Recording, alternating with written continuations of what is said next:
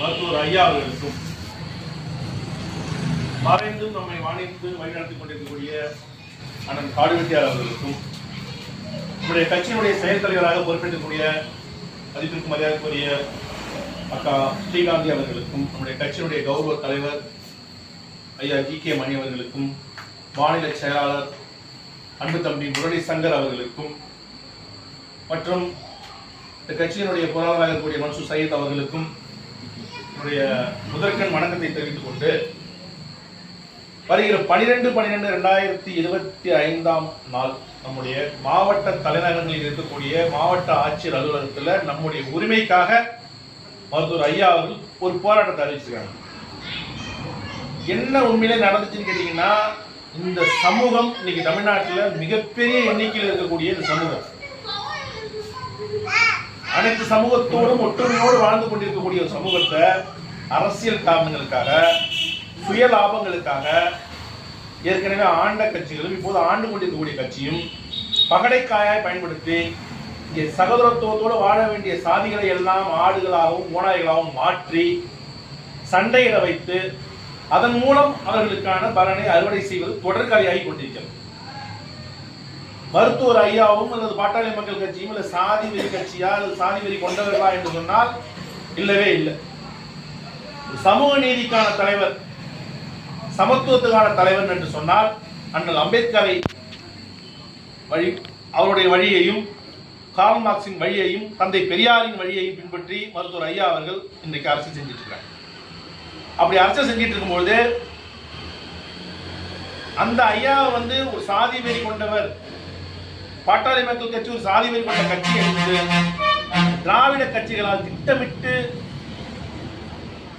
வதந்திகள் பரப்பப்பட்டு பொதுமக்களிடையே முத்திரையை குத்தி இதனால் வரைக்கும் வைத்திருந்தார்.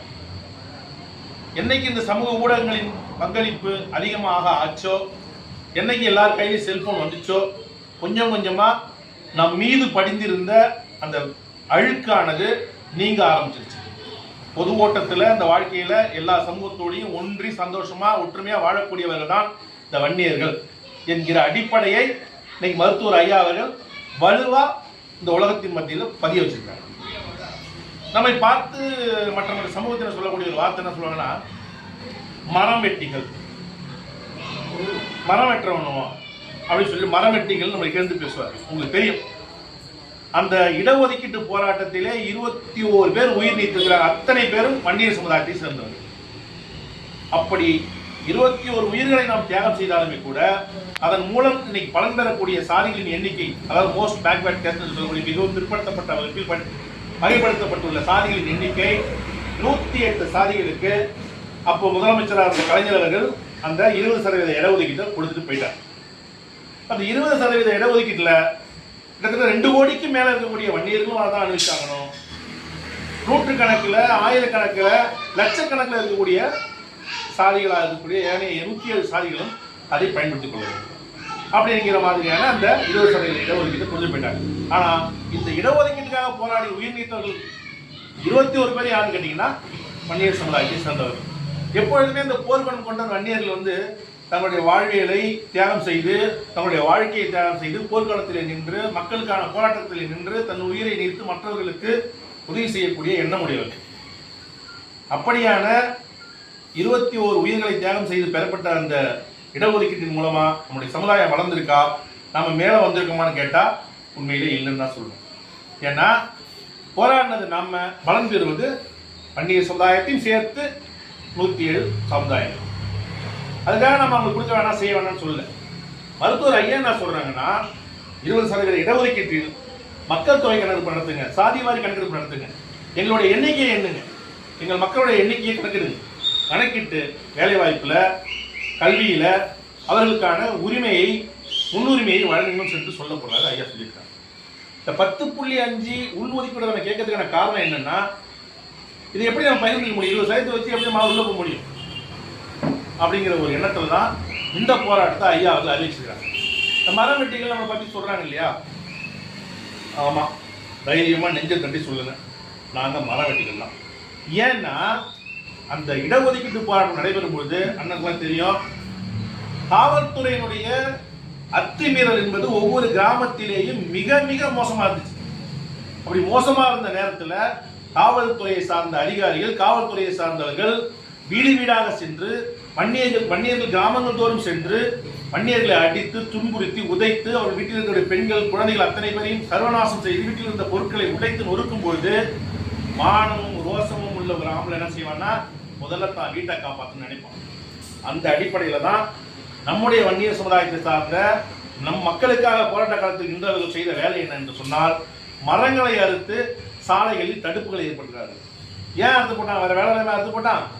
தன்னுடைய குடும்பங்கள் வசிக்கக்கூடிய பகுதிகளுக்கு காவல்துறை வரக்கூடாது, அந்த காவல்துறை வாகனம் வரக்கூடாது, அந்த அதிவிரைவு படை மக்களை துன்புறுத்தக்கூடாது என்கிற ஒரு எண்ணத்தின் அடிப்படையில், ஒரு நல்ல எண்ணத்தின் அடிப்படையில் அன்னைக்கு அவனுக்கு இருந்த ஒரே ஒரு ஆயுதம் அதுதான்.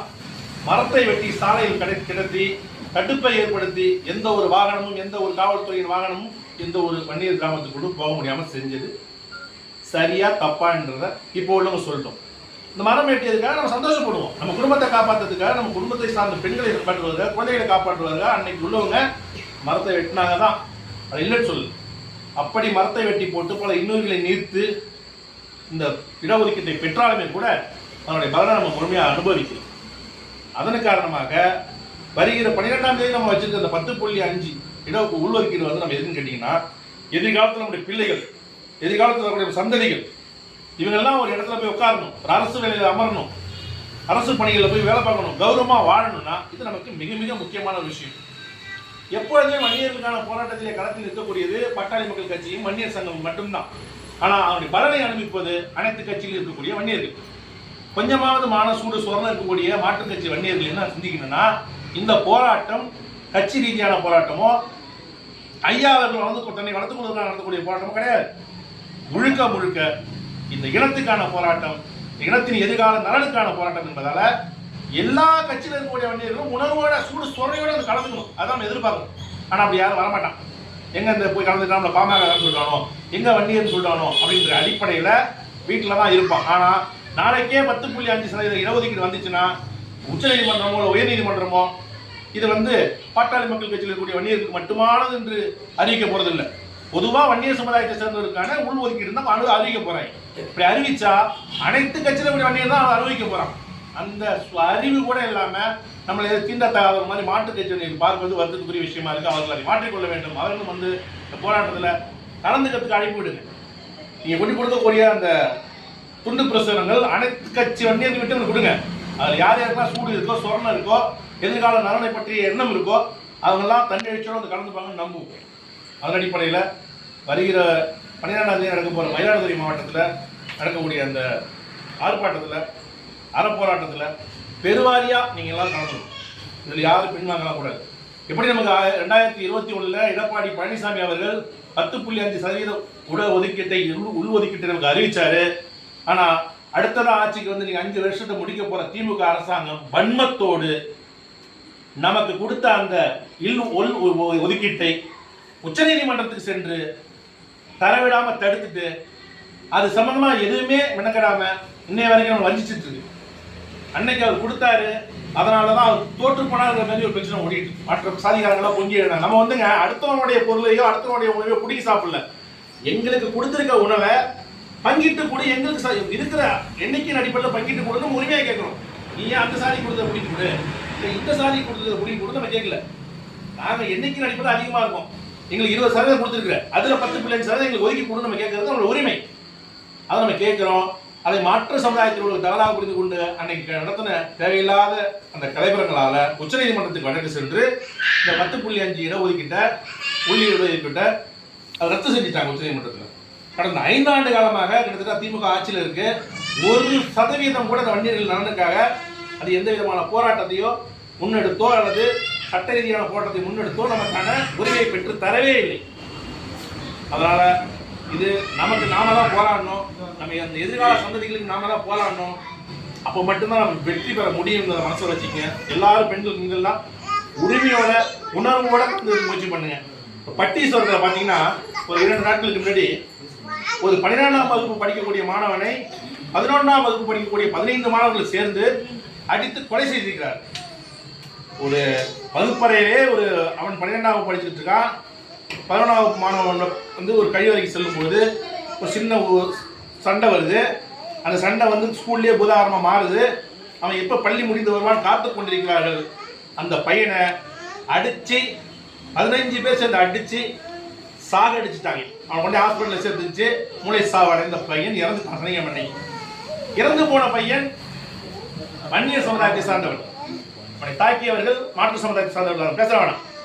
ஆனாலும் இதுவே ஒரு மாற்று சமுதாயத்தை சார்ந்தவர்களோ இல்லை ஏனைய சாதியை சார்ந்தவர்களோ இறந்து போயிருந்தால் எவ்வளவு பெரிய பூதாகாரமான பிரச்சனையாக இங்கே இருக்கக்கூடிய கட்சிகளும் தன்னை நடுநிலை நக்கிகள் என்று சொல்லக்கூடிய பொறுக்கிகளும் விவாத மேடை அமைத்து காணொலிகள் வழியாகவும் டிவி விவாத மேடைகள் வழியாகவும் பத்திரிகைகள் வழியாகவும் எவ்வளவு பெரிய செய்தி ஆகியிருப்பாங்க. பாதிக்கப்படுபவன் மன்னியனாக இருந்தால் அவனுக்கு நீதியும் கிடைக்காது, அவனுக்கு எந்த விதமான ஒரு ஆதரவும் கிடைக்காது என்பது அந்த பையனோட மரணம் உணர்த்துது நமக்கு. இன்னைக்கு அந்த பையனை வந்து அந்த பையன் வீட்டுக்காக போய் நம் கட்சியை சார்ந்த மருத்துவர் ஐயாவின் அணியை சார்ந்தவர்கள் போராடிட்டு இருக்காங்க. கும்பகோணத்தில் அண்ணன் மா.க. ஸ்டாலின் அவர்கள் உண்மையிலே மற்றும் கட்சியினுடைய நிர்வாகிகள் அனைவரும் சேர்ந்து சட்ட நிபுணர்கள் சேர்ந்து இந்த பையனுடைய மரணத்துக்கு மருத்துவர் ஐயா அவர்கள் 50 லட்சம் ரூபாய் நஷ்டஈடு தர வேண்டும் என்று சொல்லி ஐயா குரல் எழுப்பியிருக்காங்க. அதனால வன்னியர்களுக்கு ஒன்று என்று சொன்னால் இந்த களத்தில் நிற்கிற ஒரே முதலால் அது மருத்துவர் ஐயா அவர்கள் மட்டும்தான் என்பதை நாம் மறந்தே விடக்கூடாது. ஆனால் மருத்துவர் ஐயா வன்னியருக்கு மட்டுமானவர் அல்ல. குடிதாங்கி என்கிற ஊரிலே ஒரு தாழ்த்தப்பட்டவரின் பிணத்தை பொது வழியாக எடுத்து சொல்லக்கூடாது என்று அங்கு உள்ளவர்கள் மறியல் செய்த போது அந்த இடத்துக்கு சென்று அந்த பிணத்தை உங்க வழியா தான் கொண்டு போவேன், நீங்க குடியிருக்க போகக்கூடிய பகுதி வழியா தான் கொண்டு போவோம்னு சொல்லி அந்த பிணத்தை சுமந்து இடுகாடு வரை ஐயா சென்றதால அண்ணன் திருமாவர்களால் ஐயாவுக்கு தமிழ் குடிதாங்கி என்கிற பட்டம் கொடுக்கப்பட்டது. இப்படி எல்லாம் தாயா பிள்ளையா நம்ம மாற்று சமுதாயத்தோட ஒற்றுமையாக இருந்தோம். அங்கே இருக்கக்கூடிய திராவிட கட்சிகள் தன்னுடைய சுயலாபத்துக்காக நம்மளை இந்த மாதிரி ஆடுகளாகவும் மோனாய்களாகவும் நரிகளாகவும் புலிகளாகவும் மாற்றி பரமபத விளையாட்டை விளையாண்டுட்டு இதுலேருந்து வெளியே வரணும். மனிதனாக பிறந்த எல்லாரும் சமம்தான். சாதி ரீதியிலே நம்ம கூட இருக்க ஒருத்தனை வந்து மேலோனாகவும் கீழோனாகவும் பார்த்தோம்னா நம்ம மாதிரி மனநோயாளி யாரும் இல்லை என்பதை நம்ம உணர்ந்துக்கணும். மருத்துவ ஐயா போதிக்கிற பாடம் இதுதான். எல்லா உயிர்களையும் மதிப்போம். இங்கே யாருக்கு மேலே இல்லை, யாருக்கு கீழே இல்லை. இங்கே அடுத்த நிமிஷம் உயிர் வாழ அனைத்து சமுதாயத்தின் ஒத்துழைப்பு நமக்கு தேவை, அவங்களோட உதவி தேவை. இருந்தாலும் இந்த போராட்டம் என்பது நம் உரிமைக்கான போராட்டம். அதுக்கு நீங்கள் எல்லாரும் ஒன்றா திரண்டு வந்து மிகச்சிறப்பாக இதை வெற்றிகரமாக நடத்தி கொடுக்கணும்னு கேட்கிறேன். நன்றி, வணக்கம்.